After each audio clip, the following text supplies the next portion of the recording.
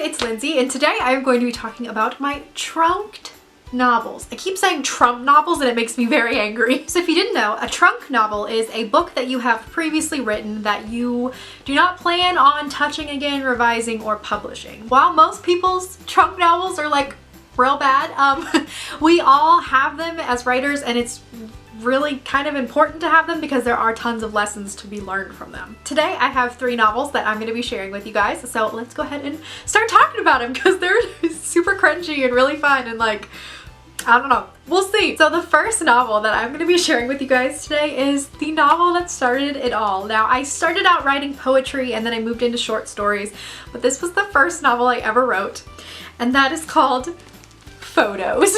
This honestly cracks me up, and I'm so happy to this day I kept it and it didn't get thrown away. But this is a YA thriller novel that I wrote when I was 12 years old. Not only did I write it, I copywrote it, I edited it, I made a front and back cover. I'll give you a little tour. It's so cute. So like, can we just look at this little cover I wrote? I even like blurbed it. A spine-tingling story of mystery and murder. A novel by Lindsay Puckett. Not only did I make the cover, I have an about the author section where I did, you know, my little bio. I have 2 blurbs, one from Joey the kangaroo, who just gave it a shining review, and my very own grandmother blurbed it as well. And of course we have the table of contents. I have like a dedication page that says, "To Chelsea Walters, you are the best," but it's your, not the right your. And of course, you know, you have the title page where if you're like famous, you like sign. And then you get right into the chapters. And of course, on the back of the book is a synopsis, which I'll read for you guys. In this spine-chilling novel by Lindsay Puckett, Stacy Parker is a student at the West Carrollton High School and is going through tons of stress. It starts out with a man from jail on the loose. Then one of her friends disappears. Next, it's weird notes and phone calls, not to mention more disappearances. Can Stacy figure out the mystery before it's too late for her friend and herself? So I have not reread this baby probably since I wrote it in 6th grade, but maybe one of these days I should kind of comb through it and just see. From what I remember about it, I am 100% sure that this would like never sell today.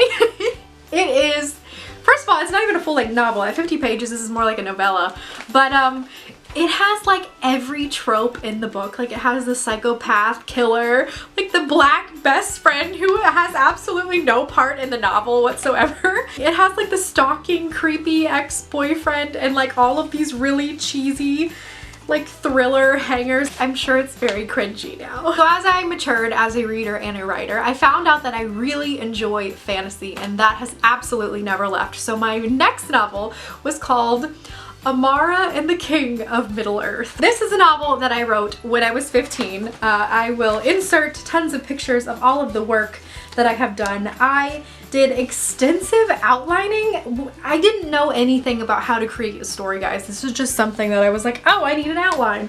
So I made character profiles, outlines. We didn't have Pinterest and like aesthetic boards back then, but I really wanted some cool pictures, so I printed and cut out pictures of like Orlando Bloom and like random elves on DeviantArt. Like, shout out if you remember what DeviantArt is. Like that was the place to be in like, you know, 2009. This story is a trunk novel because while I had so much fun writing it and it was the most long and intense book that I had written, it's straight up plagiarism, okay? This book is Aragon by Christopher Paolini meets Lord of the Rings. And very little changes. So like in Aragon, basically there is an outlawed species, and instead of that being dragons, it is humans. So this world takes place in essentially Middle-earth, J.R.R. Tolkien's world, where elves rule and humans are seen as lesser than and they're outlawed. So our main character is this 15-year-old, of course she's 15 because she's gonna be exactly my age, and she is actually half human, and something crazy happens and she has to go on this adventure to like save her mom and start a rebellion to like save the humans. I don't know, guys. It was a whirlwind. Okay, get this though, because this is how cringy it is. The love interest, he's an elf, and his name is literally Legolas. I did not change it. I kept it. Also, he's like 35 years old and like the main character's 15, which, okay, like problematic. As with everything else that my brain creates, I go above and beyond what I actually need to do. And I'll show you a couple things. I drew a map of my world. Very intensive, super fun. I'm pretty sure almost all of these names are copyrighted. I did some of my own artwork. I'm not an artist. But yeah, this book was so fun to write. It will never be published. It will be a trunk novel. And it's overdone, it's cliche, it's cringy, it's problematic, it's a mess, but I learned a lot from it. I learned how to outline, I learned how to make characters, I learned how to write the story even though it was really bad. I learned how to finish it, so I mean that counts. And my very last trunk novel that I wrote is called Receptors. Now this is a story that I thought up of around the time I was writing Amara and the King of Middle-earth. I was 15 or 16.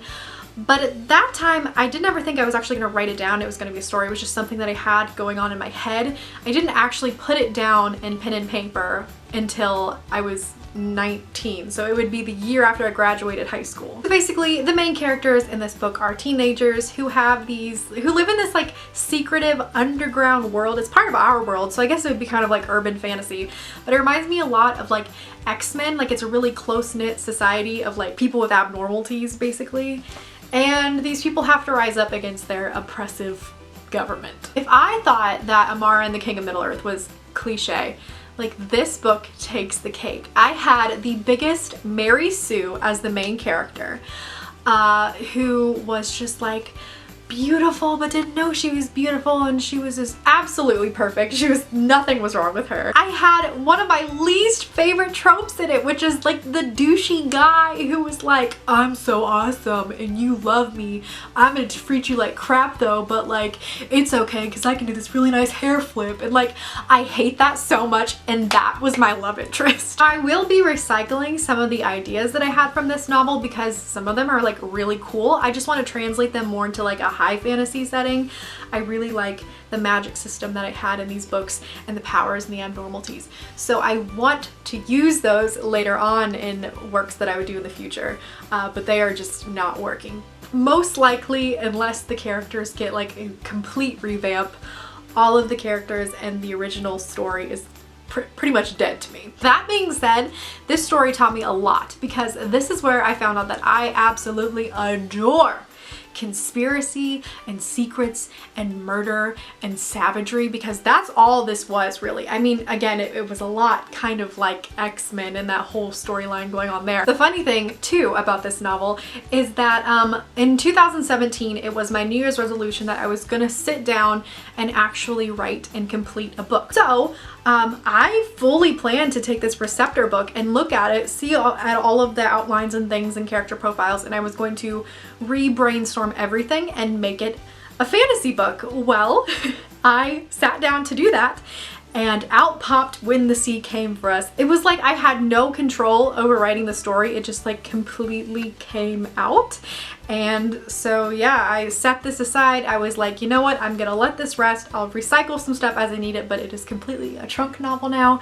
And I'm gonna work on this new crazy Celtic murder conspiracy mermaid idea. And so here I am. So those are my trunk novels, you guys. Let me know down in the comments what you thought, if you have any crazy trunk novel ideas that are cringy and fun, or maybe you love some of them and you just have chosen not to rework them or not to publish them, and that's totally fine. You can do that too, but let me know about them down in the comments below. Thank you so much for watching. Don't forget to like and subscribe, and I'll see you in the next one. Bye!